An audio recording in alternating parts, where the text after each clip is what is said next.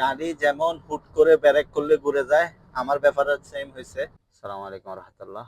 আজকে শুরুতে আসছি বসের ছেলেকে নিয়ে সেলুনে।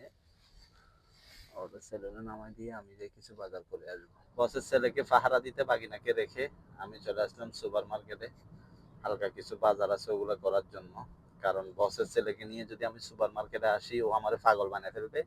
ও তো কথা শুনতে চাইবে না, তখন আরো নিজের কাছে খারাপ লাগবে। এই জন্য ওকে সেলুনে রেখে আমি এসেছি বাজার করার জন্য। ওই দিন তো সামসার তলবেটা রিসিভ করা হয় নাই, কারণ অফার চলে গেছিল। সো আবার তলব করছিলাম, দেখি আজকে আসছে কিনা। ওর কাছে আসছে, SMS আছে, বাট আমি পাই কিনা সেটা দেখি। সময় অনেকক্ষণ হয়েছে, আশা করি এতক্ষণে বসের সেলের কাজ শেষ হয়ে গেছে, আশা করতেছি। শিওর বলতে পারতেছি না, গিয়ে দেখি। জিনিস আছে রিসিভ করিনি। সালাম আলাইকুম। গাড়ি যেমন হুট করে ব্রেক করলে ঘুরে যায়, আমার ব্যাপারটা সেম হয়েছে। আমি ছিলাম কোথায়, আসছি কোথায়। ছিলাম আমি যেই জায়গায় থাকি ওই জায়গায়। আমার বসের ছেলেকে নিয়ে সেলুনে কিছু বাজার ছিল। এখন হুট করে কই চলে যাচ্ছে জিদ্দা। মানে হুট করে সিদ্ধান্ত পরিবর্তন হয়ে গেছে। বসের মায়ের ঘরের ম্যানেজার জিদ্দা, বসের মা অসুস্থ, ও হসপিটালে। এখন মায়ের ঘরের ম্যানেজারকে নিয়ে আসবো, সাথে শেখ সাহেব আছে। সো রওনা দিয়ে দিছি জিদ্দায়। বর্তমানে আছে আমি মক্কা মদিনা হাইওয়েতে।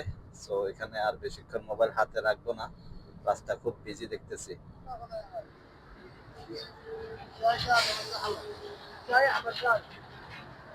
মাফি ইয়াল্লা।